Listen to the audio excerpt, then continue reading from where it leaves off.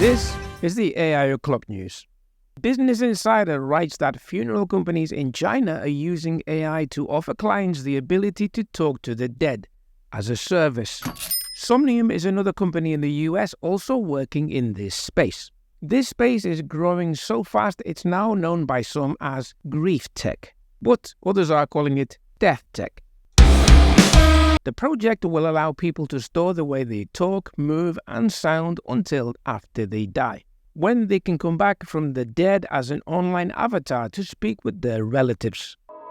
And in the EU, there are also various startups making inroads in this space. I know you're thinking about this, so this may help. Hereafter enables you to preserve memories with an app that interviews you about your life, so that loved ones hear meaningful stories by chatting with the virtual you.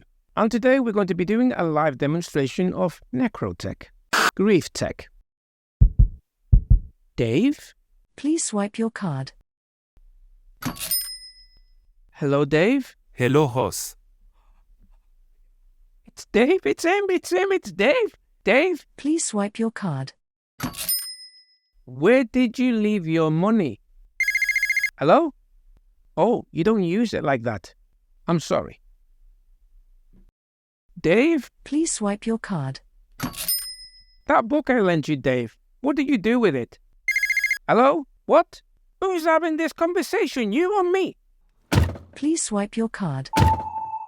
We all know that AI language models are trained on books, as well as other types of data. Well, it turns out that there's a bit of a problem because books are copyrighted.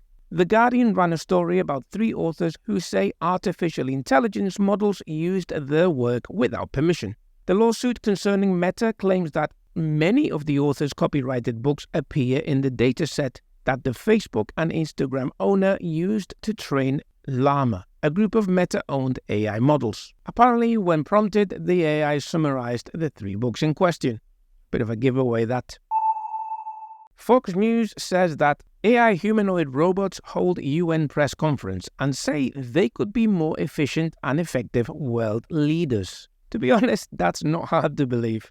Here are the AI robots posing for a group photo during the UN Global Summit. It looks like a cross between a freak show and musical chairs. And, oh my word, look at that head.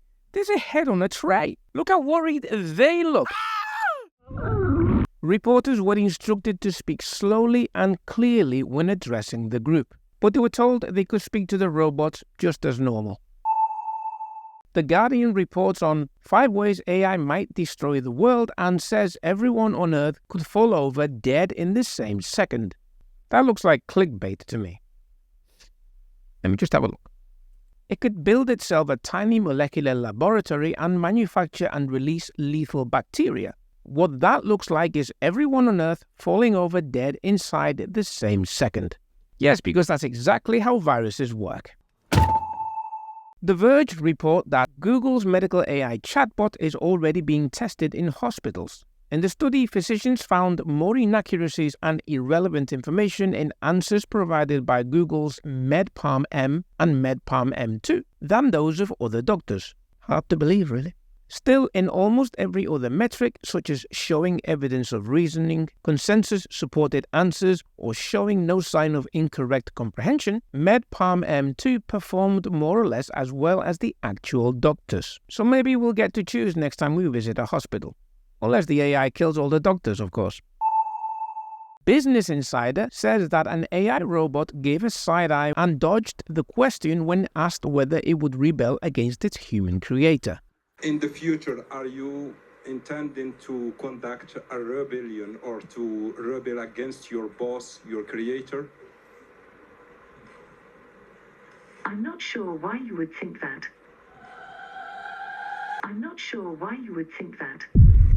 I have nothing to add.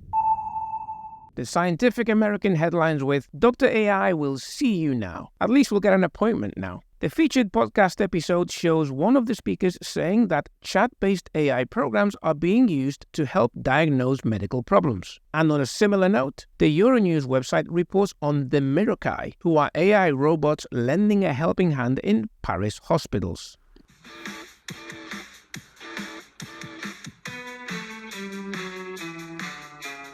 It's bad news for Mr. Robert, is it? Well, I'm not telling him. I know. Send in the clown. He'll see the funny side. The Metro reports that anything you post publicly online could be used to train Google's AI. I've seen your posts. It's no wonder the AIs are half crazy. Google has updated the part of its policy where it says it collects information about you from publicly accessible sources. This could include your public posts on social media. ZNet reports on Humanoid, a startup which includes a team of ex-Apple employees who want to replace smartphones with an AI hand projector.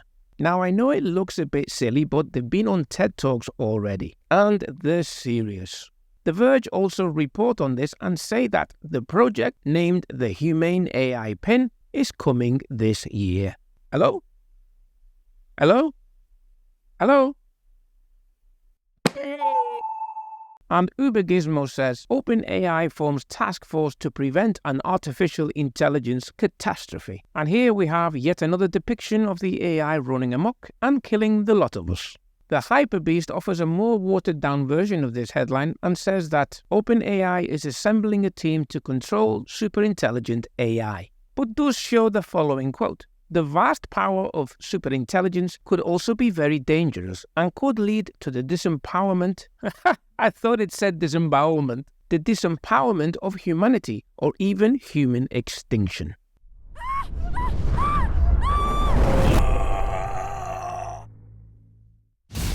Oh, it looks like it's already happening. It's over. Why didn't no one think of that?